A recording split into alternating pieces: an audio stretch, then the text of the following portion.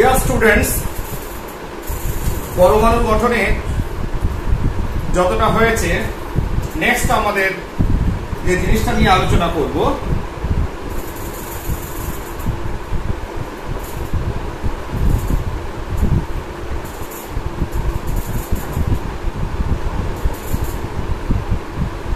Bohr's atomic model, বোরের পরমাণু গঠন চিত্র।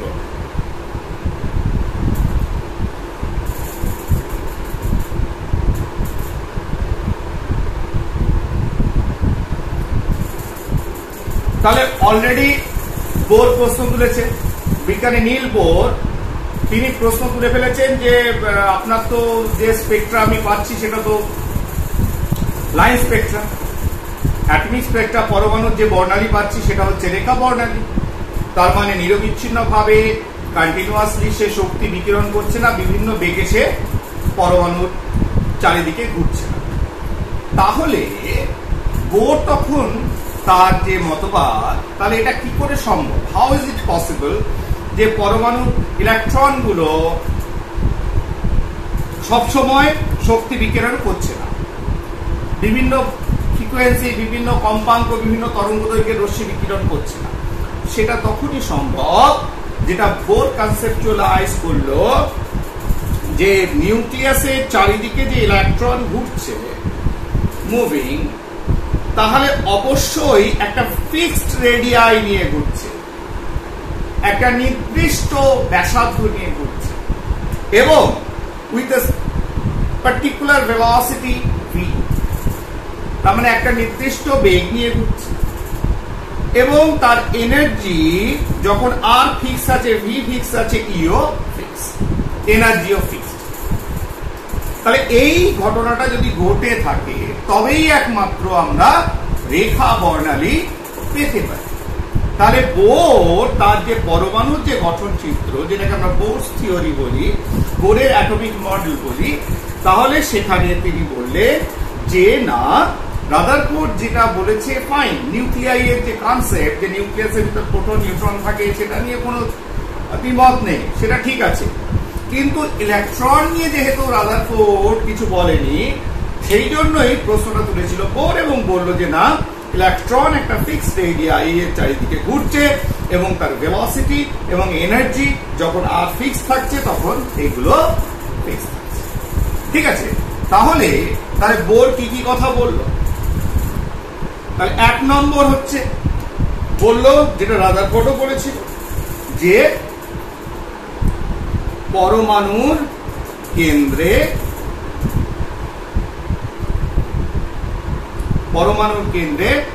তোমার একটা ক্ষুদ্র জায়গায়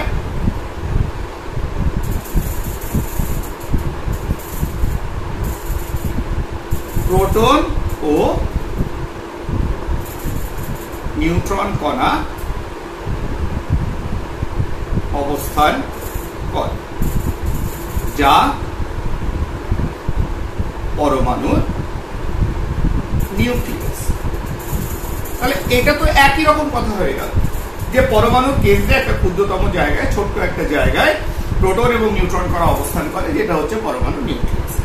এরপরে ইন্টারেস্টিং যে ফ্যাক্ট গুলো, ঠিক আছে, যে তথ্যগুলো আমরা পেয়েছি, বোরস তথ্য, বোরের তথ্যগুলো, সেগুলো একটু আলোচনা করা যায়। 2 নম্বর যেটা বলবো, যে যখন তোমার আরেকটা হচ্ছে কি বলি, এবং তোমার ইলেকট্রন যখন আবর্তন করছে, তাহলে ইলেকট্রন যখন নির্দিষ্ট ব্যাসার্ধ নিয়ে আবর্তন করে, তার যখন একটা নির্দিষ্ট ব্যাসার্ধ নিয়ে আবর্তন করছে,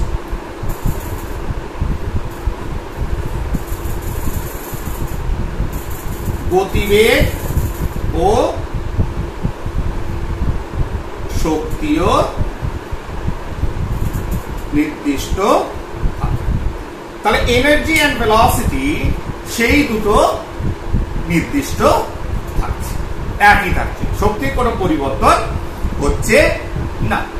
ঠিক, এবং তাহলে সেটাই যদি হয়ে থাকে তাহলে একটা নির্দিষ্ট ব্যাসার্ধ সেটা যদি আর হয়, তার ভেলোসিটি যদি ভি হয়, সেটা যদি নির্দিষ্ট হয়, এবং তুমি জানো এম ভর নির্দিষ্ট, ইলেকট্রনের ভরের তো কোনো পরিবর্তন হবে না, ভর তো একই থাকবে। তাহলে একটা সার্টেন ভেলোসিটি ভি নিয়ে যখন ঘুরবে, তাহলে এই যে কক্ষপথ, যে কক্ষপথে সে ঘুরছে উইথ এ ফিক্সড রেডিয়াই, ঠিক আছে, অর্থাৎ নির্দিষ্ট ব্যাসার্ধে, তার একটা ভরবেগ থাকে। সেই ভরবেগটা হচ্ছে কৌণিক ভরবেগ। তার মানে অ্যাঙ্গেল, কেন্দ্রের সাপেক্ষে অ্যাঙ্গেল সবসময় পরিবর্তনশীল। ইলেকট্রন এখানে আসতে পারে, ইলেকট্রন এখানে আসতে পারে, ইলেকট্রন এখানে আসতে পারে। তাহলে এই যে বেগ নিয়ে ঘুরছে উইথ সার্টেন ভেলোসিটি ভি, তাহলে একটা নির্দিষ্ট কক্ষপথে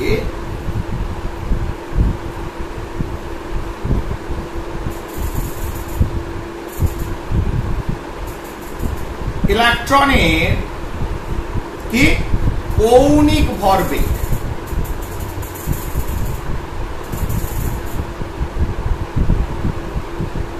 নির্দিষ্ট, ফিক্সড কি angular momentum.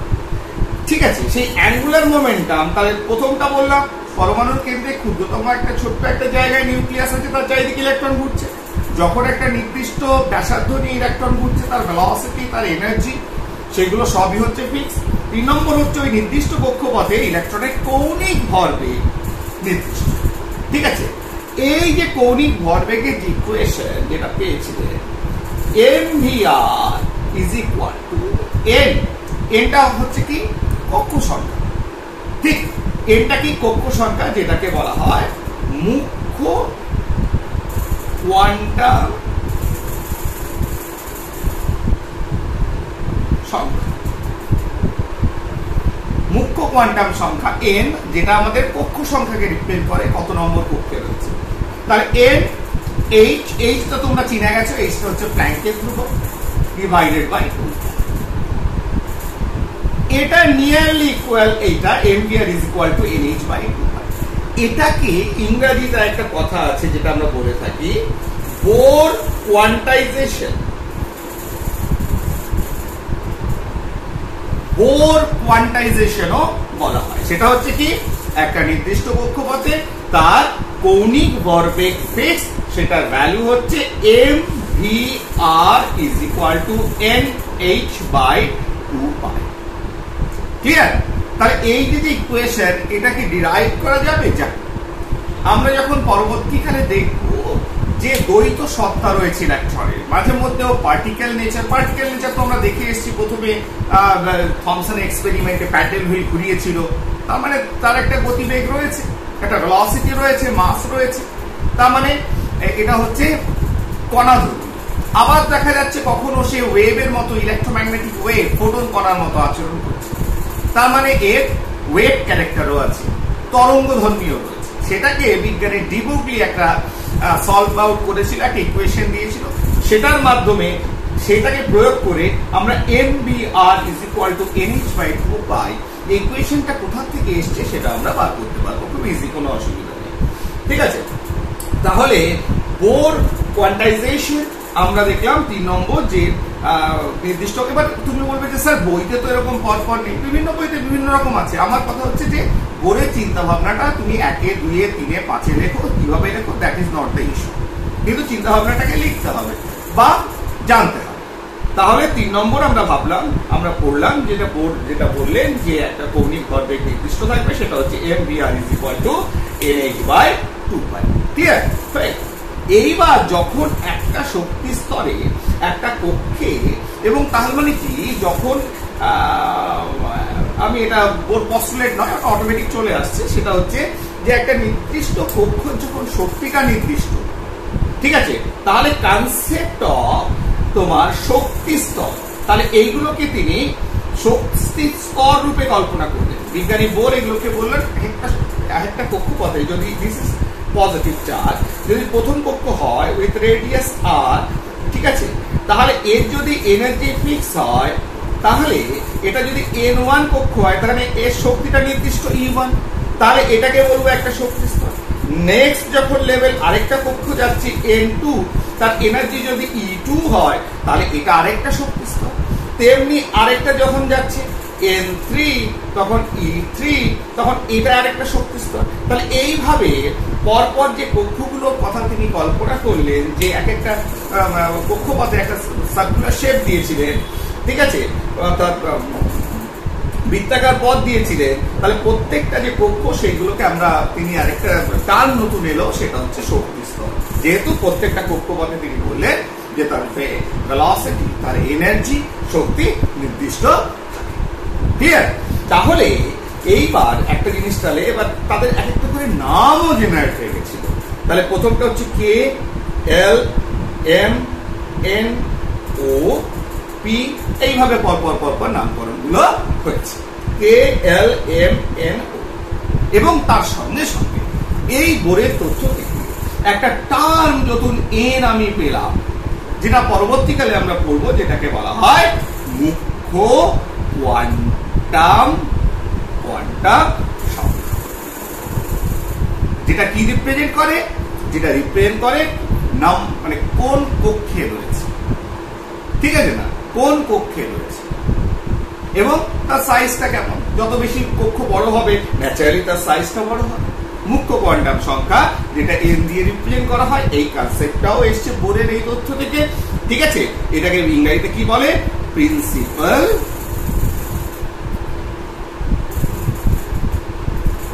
Quantum, principal quantum. এইবার শক্তি নিয়ে চলে আসে। তার মানে কি? শক্তি তিনি বললেন কি, যে দিস ইজ অ্যাটম, এই নিউক্লিয়াস, নিউক্লিয়াসের এখানে এনার্জি আছে E1, E2। তাহলে যদি একটা ইলেকট্রনকে, এটা হচ্ছে নিম্ন শক্তি স্তর আর এটা হচ্ছে উচ্চ শক্তি স্তর, সেটা পরবর্তীকালে দেখবো কেন এটাকে নিম্ন শক্তি স্তর বলছি, কেন এটাকে উচ্চ শক্তি স্তর বলছি। তিনি যেটা বললেন, যখন কোন ইলেকট্রন নিম্ন শক্তি স্তর থেকে উচ্চ শক্তি স্তরে, তাহলে এখানে কনসেপ্টটা আমি কক্ষ না লিখে শক্তি স্তর লিখছি, যেহেতু শক্তি নিয়ে কথা হচ্ছে। তাহলে এইগুলো একটা শক্তি স্তর, এক একটা অরবিট যেগুলো রয়েছে, কক্ষ যেগুলো রয়েছে। তাহলে যখন কোন ইলেকট্রন নিম্ন শক্তি স্তর থেকে উচ্চ শক্তি স্তরে যাবে, সে শক্তি শোষণ, যে শক্তি কি করবে? শোষণ করবে। তার মানে একটা জিনিস পরিষ্কার, যে E1 থেকে E2 যখন গেল, তখন ইলেকট্রনটা যখন এখানে পৌঁছবে তার শক্তি হতে হবে E2। তাহলে শক্তি যদি বাইরের থেকে নেয়, তার মানে যা শক্তি ছিল নিম্ন শক্তি স্তরে, ধরো এটা N1 প্রথম কক্ষ, এটা দ্বিতীয় কক্ষ, তাহলে দ্বিতীয় কক্ষে যখন যাবে তার সে শক্তি শোষণ করছে। তার মানেটা কি? দ্বিতীয় কক্ষের শক্তিটা অবশ্যই বেশি। তার মানে এটা আমরা বুঝতে পারছি E2 is greater than E1। এটা প্রমাণ করা যাবে? হ্যাঁ, করা যাবে। বোর এটা নিয়ে কাজ করেছিল এবং দেখিয়েছিল, হ্যাঁ, যে কেন ইলেকট্রন শক্তি শোষণ করে, তবেই সে 2 নম্বর কক্ষে যাচ্ছে। তাহলে একই রকম ভাবে উল্টোটা ভাব, এটা কত নম্বর? 5 নম্বর, কোন একটা। তাহলে একই রকম ভাবে যখন কোন ইলেকট্রন তোমার কি করবে? উচ্চ থেকে, অর্থাৎ এখান থেকে ইলেকট্রনটা এখানে চলে, তাহলে এখানে যা এনার্জি ছিল বেশি, এখানে যখন কম এলো, তখন কি হলো? এক্সট্রা শক্তিটা সে ছেড়ে দিল। তাহলে উচ্চ থেকে, উচ্চ শক্তি স্তর থেকে নিম্ন শক্তি স্তরে আসবে, তখন কি হবে? শক্তি বিকিরণ হবে।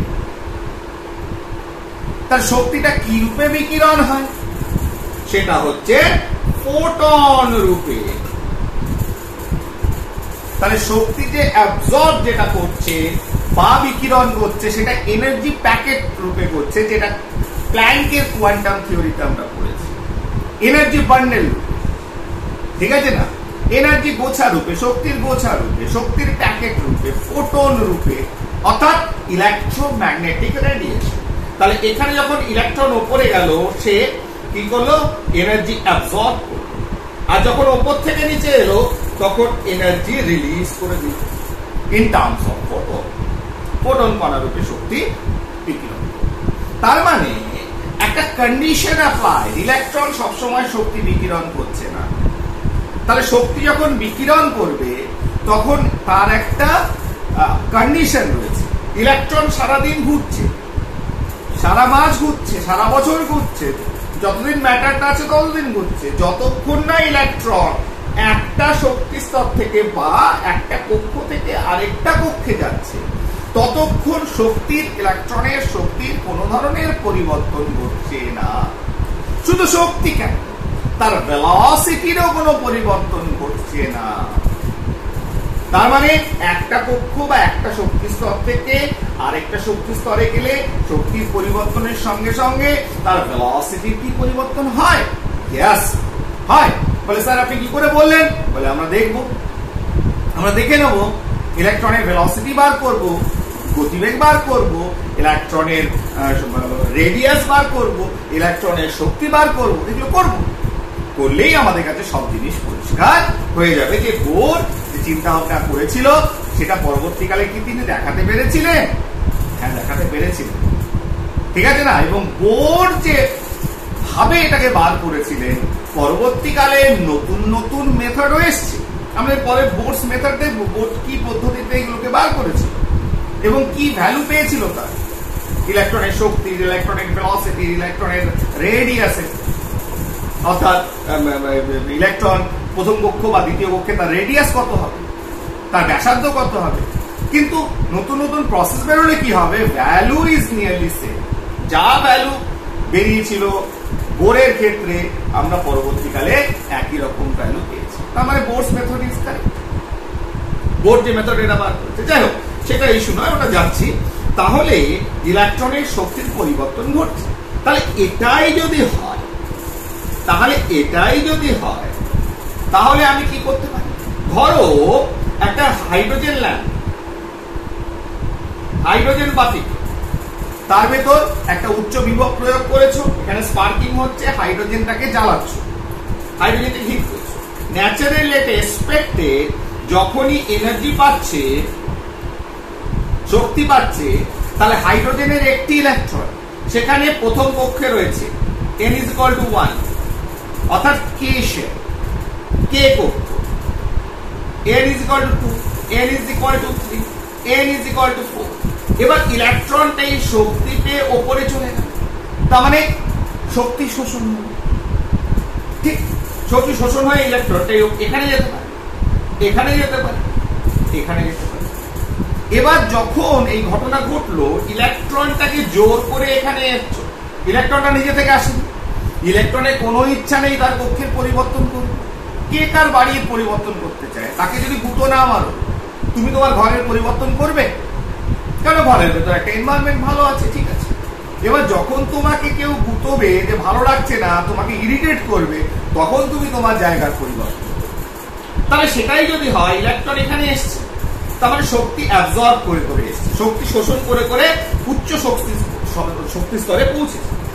এইবার ইলেকট্রন আমি দুভাবে এটাকে দেখতে পারি। ঠিক, এইবার আমি যদি এই হাইড্রোজেন অ্যাটম এর যদি বর্ণালীকে বিশ্লেষণ করি থ্রু প্রিজম, প্রিজমের ভেতর ফেলি, তার দুভাবে লক্ষ্য করতে পারি। একটা আমরা শিখেছি, একটা শক্তি শোষণের জন্য অন্ধকার কিছু পটি পাবো, অ্যাবজর্পশন স্পেকট্রাম, আর একটা ইমিশন স্পেকট্রাম। আমি ইমিশন স্পেকট্রামটাই ধরি, অর্থাৎ শক্তি বিকিরণের জন্য যে স্পেকট্রাম পাই, যে বর্ণালী পাই। তাহলে ইলেকট্রনটা এখান থেকে এবার নিচের দিকে আবার নামতে পারে, 1 নম্বরে আসতে পারে। ধরো এই ইলেকট্রনটা n = 3, n = 4, তাহলে ইলেকট্রনটা নিচে নামলো। আবার ইলেকট্রনটা তো 2 নম্বরেও আসতে পারে, আবার ইলেকট্রনটা 3 নম্বরেও নেমে আসতে পারে।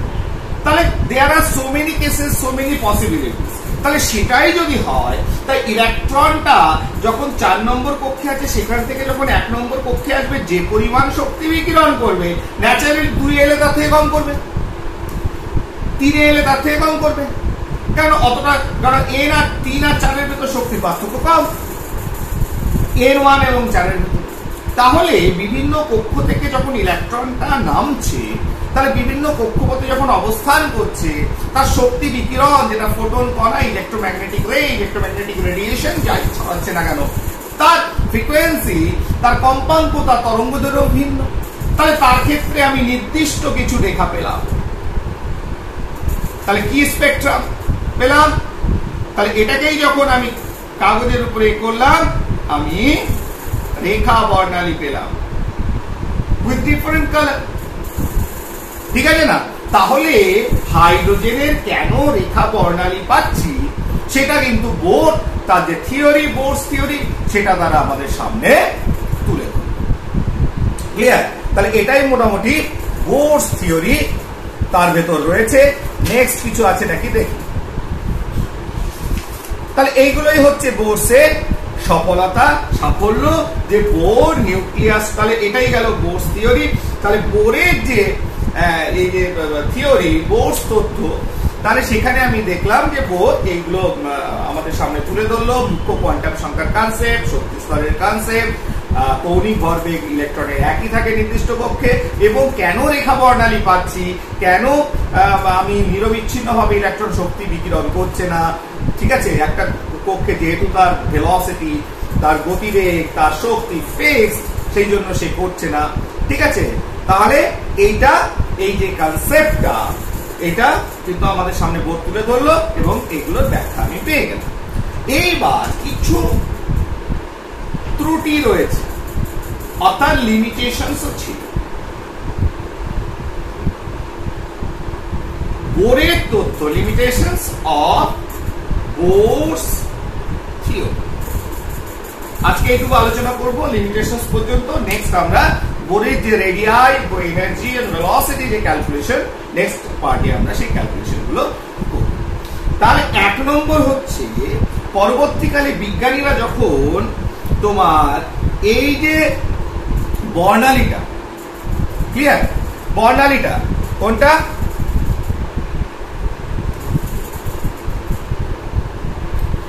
এক হচ্ছে, না না, এক কি, এক হচ্ছে বর্ণালীটা পরে বলছি। এক হচ্ছে বোর যে তথ্যগুলো দিয়েছিল, কি ধরনের পরমাণুর ক্ষেত্রে দিয়েছিল? 1 ইলেকট্রন সিস্টেম। তার মানে যে সকল পরমাণুর একটি ইলেকট্রন বর্তমান, সেটা হাইড্রোজেন পরমাণু হতে পারে যার একটি ইলেকট্রন রয়েছে, ঠিক আছে, বা লিথিয়াম 2+ হতে পারে যার একটি ইলেকট্রন রয়েছে। তাহলে এই ধরনের 1 ইলেকট্রন সিস্টেম, যাদের একটি ইলেকট্রন রয়েছে এবং একটি ইলেকট্রন নিয়েই তিনি কাজ করেছিলেন। মাল্টি ইলেকট্রন সিস্টেম, যাদের অনেক বেশি ইলেকট্রন রয়েছে, তাদের ভিতর কি এই ধরনের এফেক্ট, যেগুলো কথা বলা হলো, ঠিক আছে, যে ইলেকট্রন উপরে যাচ্ছে, উপরে নামছে, তাদের ক্ষেত্রে ইলেকট্রন গুলো কিভাবে উপরে যাচ্ছে, কিভাবে নামছে, কি ধরনের শক্তি বিকিরণ হচ্ছে, এটা এই নিয়ে কাজ করে। যদিও এটা খুব একটা মেজর কিছু নয়, ফল্ট নয়, করেছে পরবর্তীকালে মাল্টি ইলেকট্রন সিস্টেম নিয়ে কাজ হচ্ছে। কিন্তু তার মানে বোর থিওরি কি ভায়োলেশন হয়েছে ইলেকট্রন শক্তি নিয়ে? না, হয়। শক্তির যে কনসেপ্ট, ইলেকট্রন নিম্ন শক্তি স্তর থেকে উচ্চ শক্তি স্তরে শক্তি শোষণ করবে এবং ওখান থেকে নামলে শক্তি বিকিরণ করবে, অ্যাজ ইলেকট্রোম্যাগনেটিক রেডিয়েশন। ক্লিয়ার? এইবার তোমার যখন এটা কাজ করা, কাজটা কি করা হলো? হাইড্রোজেন ল্যাম্প, লিমিটেশন 1 নম্বর হচ্ছে 1 ইলেকট্রন সিস্টেম নিয়ে কাজ করেছে। ঠিক আছে, এটা ধরে ফেলেছে যে এটা একটা লিমিটেশন। চলো, ঠিক আছে। এবার হাইড্রোজেন বাতি দিয়ে যখন আমি বর্ণালী তৈরি করছি, প্রিজমের ভেতর ফেলছি, এইবার এইটাকে কি করা হলো? এই সিস্টেমটাকে ইলেকট্রিক ফিল্ডে, এই সিস্টেমটাকে কি করা হলো? ইলেকট্রিক ফিল্ডে, তড়িৎ ক্ষেত্রে তড়িৎ ক্ষেত্রের ভেতর দিয়ে এই কাজটা করা হলো কিভাবে? হাইড্রোজেন ল্যাম্পে হাইড্রোজেন থেকে আলো বিকিরণ হচ্ছে, আমি ইমিশন স্পেকট্রাম দেখছি, কিন্তু কিসের ভেতর দিয়ে? তড়িৎ ক্ষেত্রের ভেতরে এই কাজটা করা হলো।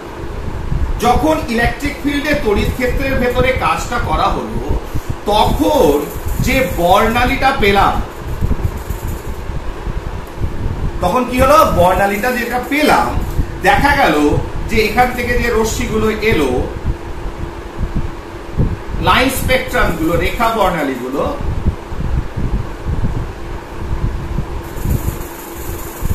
তখন এই যে রেখাগুলো পাচ্ছি, সেইগুলো আবার কিছু সূক্ষ্ম রেখায় ভাগ হয়ে গেল, যেটাকে স্টার্ক এফেক্টও বলা হয়। স্টার্ক, STAR কে EEF, স্টার্ক এফেক্ট। তাহলে বিজ্ঞানী স্টার্ক এটা নিয়ে কাজ করেছিল যে বর্ণালীটা সাধারণ অবস্থায় ঠিক আছে, হাইড্রোজেনের মতো ওয়ান ইলেকট্রন সিস্টেমে বর্ণালী রেখে বর্ণালী পাচ্ছে, কিন্তু যখন তড়িৎ ক্ষেত্রের ভেতর দিয়ে কাজটা করা হচ্ছে, ইলেকট্রন সিস্টেমটাকে নিয়ে যাওয়া হচ্ছে, তখন দেখা যাচ্ছে রেখা বর্ণালীগুলো আবার সূক্ষ্ম রেখায় ভেঙে যাচ্ছে। তার মানে কি? তার মানে বোঝা যাচ্ছে যে তড়িৎ ক্ষেত্রের ভেতর দেখা যাচ্ছে যে একটা যে ধরো ইলেকট্রনটা এখানে ছিল, n = 2, n = 1, তাহলে এখান থেকে এখানে যখন এলো শক্তি বিকিরণ করলো, তার জন্য একটা বর্ণালী পেলাম, সাপোজ দিস বর্ণালী। ঠিক আছে, আমি এটাকে এক্সপ্লেইন করছি যে ব্যাপারটা কেমন। তাহলে এর জন্য ধরো একটা বর্ণালী পেয়েছি, একটা রেখা পেয়েছি দিস, কিন্তু যখন আমি ইলেকট্রিক ফিল্ডে চালনা করছি, তখন এই রেখা বর্ণালী যে আলোটা আমি পাচ্ছি, সেই আলোর ভেতরেও সূক্ষ্ম লাইন আছে, অর্থাৎ কিছু আলোর ডিফারেন্সিয়েশন আছে, আলোর পরিবর্তন আছে, অনেকগুলো আলো একসঙ্গে মিশে আছে, অর্থাৎ রেখার ভেতরে আরো রেখা আছে। তার মানে এনার্জি লেভেলের ভেতরেও কিছু জায়গা রয়েছে উইথ ডিফারেন্ট এনার্জি, তাই তো এইটা ঘটছে। তার মানে একটা শক্তি স্তর থেকে আরেকটা শক্তি স্তরে নামা শুধু শক্তি স্তরে নামা নয়, সেই শক্তি স্তরের ভেতরেও কিছু শক্তি সম্পন্ন জায়গা রয়েছে, যেটার ব্যাখ্যা বোর থিওরি অনুসারে আমি পাই না। বোর একটা কক্ষের কনসেপ্ট আমাদের দিয়েছে, কক্ষ মানে তার শক্তি নির্দিষ্ট, কিন্তু সেই শক্তি স্তরের ভেতরেও কিছু শক্তি স্তর রয়েছে, ঠিক আছে, যেগুলো পরবর্তীকালে আমরা বিজ্ঞানী সোমারফিল্ডের কাজ এবং উপশক্তি স্তরের কনসেপ্টটা আমাদের আসে। ক্লিয়ার? তার মানে তুমি এক জায়গা থেকে আর এক জায়গায় লাফ দিয়েছো, লাফ দিয়ে একটা প্লেন মেঝের উপর পড়োনি, তার ভেতরে অনেকগুলো ধাপ রয়েছে, ওই মেঝের ভেতরেই মিশে আছে আশেপাশে। সেই কনসেপচুয়ালাইজেশনটা সেই থিওরিটা বোর থিওরি থেকে পায়। একই রকম আরেকটা বিজ্ঞানী জিমান, ঠিক আছে, চুম্বক ক্ষেত্রের ভেতর চালনা করলেও একই দেখি। চুম্বক ক্ষেত্রেও চালনা করলে বিজ্ঞানী জিমান, ZEEMAN, যেটাকে জিমান এফেক্ট বলে, সেটা কি? যে এই রেখাগুলো আরো কয়েকটা সূক্ষ্ম রেখায় ভাগ হচ্ছে। তাহলে এটা প্রমাণ হয়ে গেল যে বোরের যেটা একটা শক্তি স্তরের কনসেপ্ট, কক্ষের কনসেপ্ট, সেটা অ্যাকচুয়ালি তার ভেতরেও কিছু শক্তি স্তর লুকিয়ে রয়েছে। সেই জন্যই আমি একটা রেখাকে অনেকগুলো ভাগে, একটা রেখা বর্ণালীর ভেতরেও কিছু আমরা রেখা দেখতে পাচ্ছি। ক্লিয়ার? আরেকটা কথা, বোর যে এত কথা বললো, ভালো, এইবার আরেকটা লিমিটেশন, আরেকটা লিমিটেশনস রয়েছে, আরেকটা ত্রুটি রয়েছে। বিজ্ঞানী হাইজেনবার্গ তার একটা অনিশ্চয়তা নীতি রয়েছে। বলছে কি? যে আপনি একটা ইলেকট্রন নিয়ে, ইলেকট্রন তো প্রতি ইকায় ক্ষুদ্র একটা কণা, সেটা নিয়ে কাজ করছেন, তার ভেলোসিটি বলছেন, তার শক্তি বলছেন, তার ন্যাচারালি তার ভরবেগ সবই পাওয়া যাচ্ছে। ভরবেগের কথা বলেছে, বেগের কথা বলেছে, শক্তির কথা বলছে, কিন্তু আপনি করলেন কি করে? How is it possible? ঠিক আছে না? মানে কেন কেন এটা সম্ভব নয়? বলে যে ধরুন আপনি এখানে একটা ইলেকট্রন রয়েছে, এই ইলেকট্রনটাকে আপনি ট্র্যাক করবেন, ইলেকট্রনটাকে কি করবেন? ট্র্যাক করবেন, যে ইলেকট্রনের ভেলোসিটি কি বার করবেন। এবার বার করতে হলে কোনো একটা কণা এখানে পাঠাতে হবে, রশ্মি এখানে পাঠাতে হবে, নাহলে আপনি কি করে বুঝবেন ইলেকট্রন কোথায়? দেখতে পাচ্ছেন না, মানে হ্যাঁ। তাহলে একটা রশ্মিকে যখন এখানে পাঠিয়ে ইলেকট্রনটাকে ট্র্যাক করছে, আপনি দেখবেন যে ইলেকট্রনটা রশ্মিটা কোথা থেকে ফিরে এলো, তাই তো? তাহলে আমি বুঝতে পারবো যে কাউকে আমি একটা জিনিসে হিট করলাম, যেমন বাদুড়া করে electromagnetic sound wave, radio wave বা যাই ওয়েভ, মানে বাদুড় সেই একটা কোনো বস্তু থেকে সেই ওয়েভটা ফিরে চলে আসে, যে সেন্সারে সেটা ধরে নেয় যে ঠিক এখানে একটা গাছ আছে, কি আছে না আছে। তাহলে সেই ফেনোমেনা বাদুড়ের মতো যদি আমি করি, তাহলে সেটা আল্ট্রাসাউন্ড হোক, যে কোনো ওয়েভ হোক, তাহলে একটা জিনিস ওয়েভ দিয়ে বা কণা দিয়ে হিট করার পর যখন তুমি ফিরে এসে সেটাকে যন্ত্রে দেখছো, তাহলে ইলেকট্রনটাকে দেখতে হলে খুব তাড়াতাড়ি তোমাকে যেতে হবে, কোনো পাওয়ারফুল কিছু দিয়ে তোমাকে ইলেকট্রনটাকে ট্র্যাক করতে হবে, দেখতে হবে, ঠিক না? না হলে ইলেকট্রন তো পালিয়ে এসছে, যদি তুমি দেরি করে যাও তাহলে ইলেকট্রনটা পালিয়ে যাবে। তাহলে এই ধরনের কোনো একটা রশ্মি দিয়ে যখন ইলেকট্রনটাকে দেখতে যাচ্ছ যে সে কোথায় আছে, অর্থাৎ তার পজিশন, অবস্থানটাকে দেখছো, তখন কি হচ্ছে, তুমি এত জোরে তাকে ধাক্কা মারছো, তার ভর বেগের পরিবর্তন ঘটিয়ে দিচ্ছ। কারণ আমি কোনো একটা জিনিসকে দেখবো, ইলেকট্রনটা ঘুরছে এখানে, ধরো সাপোজ এখানে ঘুরছে ইলেকট্রন, আমি ইলেকট্রনটাকে দেখবো, একটা রশ্মি পাঠালাম, সাপোজ এক্স রে পাঠিয়েছি, এক্স রে এসে এখানে হিট করলো, রেটা হিট করার পর কি হচ্ছে, বা এক্স রে কতটা ভুল হবে, ধরো যে কোনো একটা কণা পাঠিয়েছি,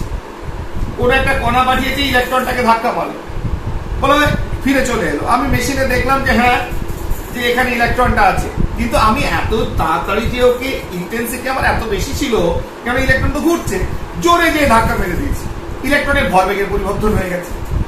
তাহলে আমার পজিশনটা আমি জেনে নিলাম, ইলেকট্রনের অবস্থান আমি জেনে গেছি, কিন্তু তার ভরবেগের পরিবর্তন ঘটিয়ে ফেলেছি। বলে স্যার ওরকম করলে হবে না, আপনি আরামসে যান না, কম শক্তিশালী কোনো কণা দিয়ে আঘাত করুন না। তাহলে কম শক্তিশালী কণা দিয়ে আঘাত করলাম, তাহলে ইলেকট্রনের ভরবেগের পরিবর্তন ঘটালো না, কিন্তু ততক্ষণে ইলেকট্রন পালিয়ে গেছে, কারণ ইলেকট্রন তো তার জায়গা থেকে অন্য জায়গায় চলে এসেছে। তার মানে বিজ্ঞানী হাইজেনবার্গ বললো যে এই ধরনের ক্ষুদ্রাতি ক্ষুদ্র কণার ক্ষেত্রে আপনি পজিশন, যেহেতু সে রিভলভ করছে, ঘুরছে, আপনি অবস্থান এবং ভরবেগ দুটোকে একসঙ্গে অ্যাকুরেটলি মাপতে পারবেন না। তাহলে সেটা যদি না হয়, তাহলে আপনি অবস্থান, ভরবেগ এইসব নিয়ে কাজ করলেন কি করে?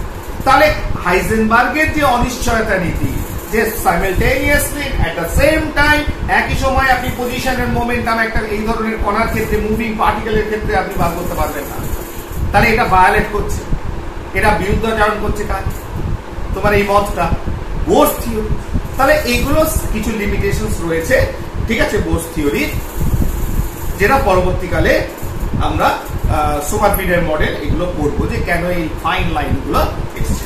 ঠিক আছে, তাহলে আজকে এখানেই শেষ করছি। তাহলে বোরের তথ্য এবং তার এক্সপ্লেনেশন, তার সঙ্গে সঙ্গে বোরের তথ্যে যে ত্রুটিগুলো রয়েছে, লিমিটেশনস গুলো রয়েছে, সেগুলো আজকে পড়লাম।